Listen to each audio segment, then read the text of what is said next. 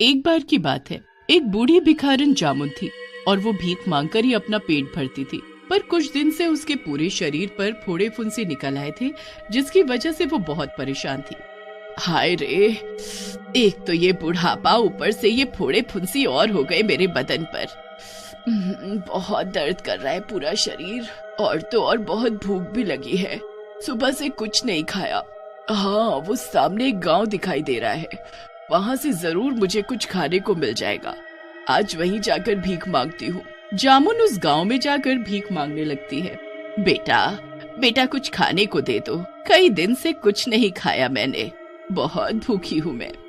दूर रहे बुढ़िया मुझसे। अरे गांव वालों देखो, हमारे गांव में कैसी अजीब भिखारन घुसाई है। अरे जल्दी आओ। रामपाल का शोर सुनकर सभी गांव वाले अपने अपने घरों से बाहर निकल आते हैं। अरे रे, ये भिखारन कम बीमारी ज्यादा लगती है। कहीं ये जानबूझकर हमारे गांव में बीमारी तो नहीं फैलाने आई? हाँ भाई, तुमने सही कहा, ये बीमारी ही फैलाने आई होगी जरूर। ए बुढ़िया, खुद जाएगी यहाँ से कि हम लोग तुझे धक्के देकर यहाँ से भगाएं? आप सब जो बोल रहे हो वैसा कुछ भी नहीं है। मेरी इस बीमारी से किसी को कोई नुकसान नहीं होगा। अरे मैं तो भीख मांगते मांगते यहाँ चली आई थी। बहुत भूखी हूँ, कई दिनों से कुछ नहीं खाया मैंने। मैं तो बस खाने को कुछ मांगने आई थी यहाँ। खाने को 2 रोटी दे दो, फिर मैं खुद यहाँ से चली जाऊंगी। बहुत भूख लगी है बेटा। ये ऐसे नहीं जाएगी, इसे तो भगाना ही पड़ेगा यहाँ से। भाइयों, मारो इस बुढ़िया को और जल्दी भगाओ इस गांव से। बीमारी फैलने में कोई देर नहीं लगती। जामुन की बात कोई नहीं सुनता और सभी लोग उस भिखारन पर पत्थर मारने लगते हैं। पत्थर की मार लगने से भिखारन खूनम खून हो जाती है और अपनी जान बचाकर वहाँ से भाग जाती है और कुएं के पास लगे एक पेड़ के पास जाकर छिप जाती है। नहीं छोड़ूंगी किसी को, मार डालूंगी सभी को। अरे इसमें मेरी क्या गलती थी? मेरी बस यही तो गलती थी कि मैं गरीब हूँ, लाचार और भूखी हूँ। एक रोटी अगर मुझ बुढ़िया को खिला देते तो क्या चला जाता इनका। भिखारन अपने आप से ही बड़बड़ा रही थी कि तभी चुपके से वहाँ गांव में ही रहने वाले राघव और उसकी पत्नी सुधा आते हैं और भिखारन से धीमी आवाज में बोलते हैं। काकी, हम तुम्हारे लिए ये खाना लाए हैं, तुम इसे खा लो और किसी से कुछ नहीं कहना कि हमने तुम्हें ये खाना दिया है। गांव वालों ने तुम्हें बहुत मारा, हमें ये बिल्कुल भी अच्छा नहीं लगा, पर हम तुम्हें बचाने के लिए कुछ भी नहीं कर सकते थे। पर हाँ, हम तुम्हें खाना जरूर खिला सकते हैं। काकी, अब हमें चलना होगा यहाँ से, अगर किसी ने हमें यहाँ देख लिया तो बहुत गड़बड़ हो जाएगी। सुधा और राघव भिखारन को इतना बोलकर वहाँ से चुपचाप चले जाते हैं और वहाँ भिखारन रोटी को माथे से लगाती है और खाने लगती है। भिखारन को बहुत चोट लगने की वजह से वो वहीं बैठे बैठे ही मर जाती है। पूरे गांव में भिखारन के मरने की खबर फैल जाती है। उस भिखारन को भी यही हमारे गांव में ही मरना था क्या? अब क्या करें उसका? कौन हाथ लगाएगा उसे? कौन करेगा उसका अंतिम संस्कार? भाइयों, मैं तो कहता हूँ कि इस बुढ़िया को वहीं पड़ा रहने देते हैं। उसकी गंध सूंघते ही जंगली जानवर उसे खुद ब खुद खा जाएंगे। किसी को कोई हाथ लगाने की जरूरत नहीं पड़ेगी।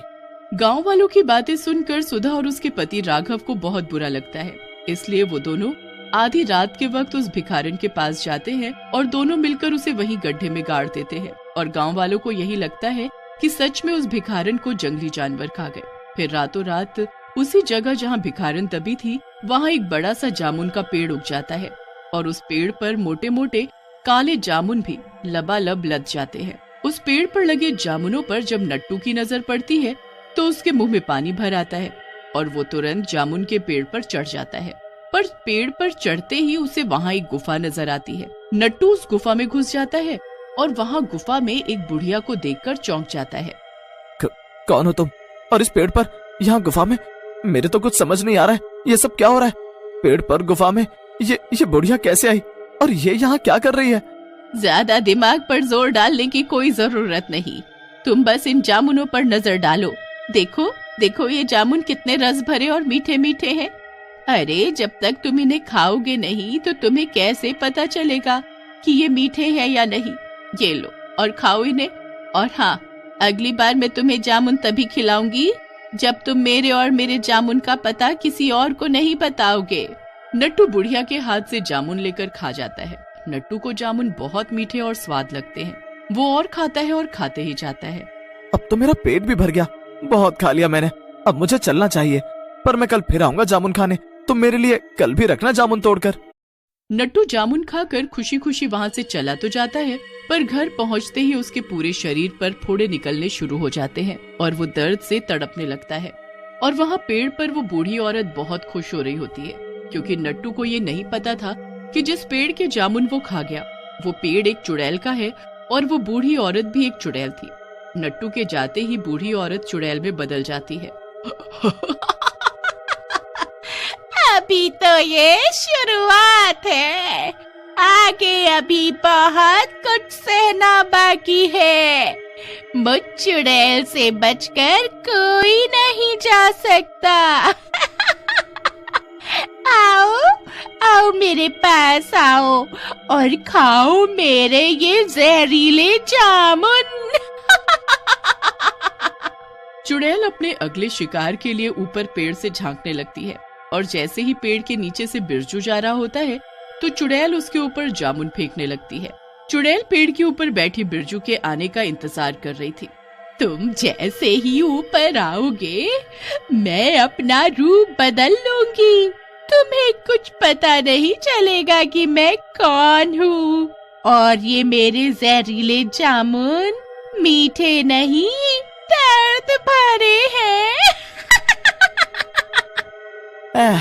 आखिरकार मैं इस पेड़ पर चढ़ी गया, पर शायद इस पेड़ पर कोई रहता है। कुछ घर जैसा दिख रहा है मुझे, और वहाँ कोई बुजुर्ग औरत भी बैठी हुई दिख रही है।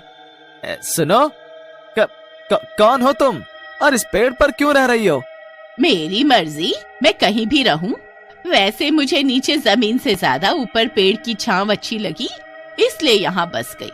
यहीं रहती हूँ और ये जामुन खाकर अपना पेट भर लेती हूँ। ये तुम भी खाओ जामुन, बहुत मीठे हैं। तुम्हें तोड़ने की भी जरूरत नहीं, मैंने पहले से ही तोड़ रखे हैं। बिरजू ढेर सारे जामुन खाता है और अपने गमछे में भी थोड़े बांध लेता है अपनी पत्नी और बच्चों के लिए। फिर चुड़ैल बिरजू को भी मना कर देती है कि उसके बारे में किसी को ना बताए। घर पहुंचते ही बिरजू अपनी पत्नी रेखा और बच्चों को जामुन खिलाता है, पर तभी अचानक सबके शरीर पर फोड़े निकलने शुरू हो जाते हैं, हाथों पर, मुंह पर, हर जगह। अजी अजी, ये क्या हो गया? ये अचानक मेरे शरीर पर इतने फोड़े कैसे निकल आए? ये तो आपके और बच्चों के शरीर पर भी निकल आए। मेरी तो कुछ समझ नहीं आ रहा कि ये सब क्या हो रहा है। हम सबके शरीर पर एक साथ एक जैसे फोड़े कैसे निकल आए? हमें अभी चलना होगा वैद्य जी के पास, क्योंकि इनमें बहुत खुजली हो रही है। चलो सब जल्दी। बिरजू और उसका परिवार वैद्य के पास पहुंचता है तो वैद्य उन्हें हाथ लगाने से मना कर देता है। छी, ये सब क्या लगा रखा है तुमने? क्या तुम्हें पता नहीं कि ऐसी बीमारी मैं ठीक नहीं करता? इसे हाथ लगाऊंगा तो मुझे भी ये बीमारी लग जाएगी। वैद्य जी रहम करो, मेरे बच्चों और पत्नी को आप ही ठीक कर सकते हो। हमें कोई अच्छी सी दवा दे दीजिए जिसे खाकर हम ठीक हो जाएं। मैंने बोला ना इस बीमारी की मेरे पास कोई दवा नहीं। तुम सब जाओ यहाँ से। जाते वक्त बिरजू और उसके परिवार को सब घूर घूर कर देखने लगे और बातें बनाने लगे, पर किसी की हिम्मत नहीं हुई कि उनके पास जाए और उनसे उनकी हालत के बारे में पूछे। जामुन वाली चुड़ैल ने एक एक करके सभी गांव के लोगों को अपने जहरीले जामुन खिला दिए और वहाँ गांव के लोग इसे बीमारी समझने लगे। मुझे तो लगता है ये बीमारी एक दूसरे को छूने से हो रही है, पर मेरी ये समझ नहीं आ रहा ये बीमारी आखिर हमारे गांव में आई कहाँ से। तभी वहाँ चुड़ैल अपना रूप बदलकर अपने सिर पर जामुन से भरा टोकरा उठाए आ जाती है और जोर जोर से हंसने लगती है। कितना सुकून मिल रहा है तुम सबको इस हालत में देखकर। बताओ अब कैसा महसूस हो रहा है तुम सबको? तभी वहाँ खड़े सभी लोग एक एक करके यही बोलते हैं कि उसने सभी को जामुन खिलाए। तभी उन सबको समझ आ जाता है कि ये सब बूढ़ी औरत की चाल थी और उसने ही उन सबका ये हाल किया है। पर उनके बोलने से पहले ही बूढ़ी औरत चुड़ैल में बदल जाती है। अब समझ आया कि मैं ऐसा क्यों बोल रही थी। एक दिन तुम सबने मुझे एक रोटी के लिए तड़पाया और पत्थरों से बहुत मारा और तुम लोगों से जान बचाकर मैं भाग गई। पर मरने से पहले एक भले पति पत्नी ने मुझे खाना खिलाया, मेरी तकलीफ को समझा। पर सुबह की किरण मेरे नसीब में नहीं थी क्योंकि मैं मर चुकी थी। हम सबको अपनी गलती का एहसास हो गया, इसलिए हम सब तुमसे माफी मांगते हैं और ये वादा भी करते हैं कि कभी भी कोई भूखा हमारे दरवाजे पर आएगा वो भूखा नहीं जाएगा। गांव वालों की ऐसी बातें सुन चुड़ैल का दिल पसीज जाता है और वो सभी को माफ तो कर ही देती है, और फोड़ों से छुटकारा दिलाने का तोड़ भी बता देती है। उसके बाद गांव के सभी लोग बिल्कुल पहले जैसे हो जाते हैं।